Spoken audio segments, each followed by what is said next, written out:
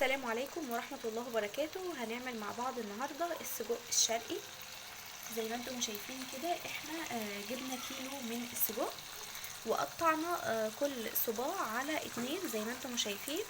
دهنا الطاسة بتاعتنا زيت او سمنة اللي تحبيه، وحطينا السجق بتاعنا وهنبتدي نعمله كده اهو بس علشان ما يلزقش. تمام. وبنكون مجهزين معانا على جنب البصل،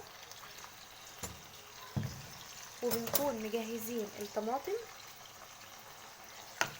وبنكون مجهزين الفلفل. تمام.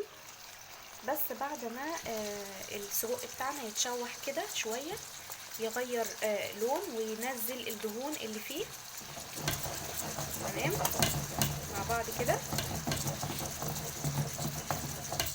شايفين لونه حلو ازاي؟ سجق بلدي ده.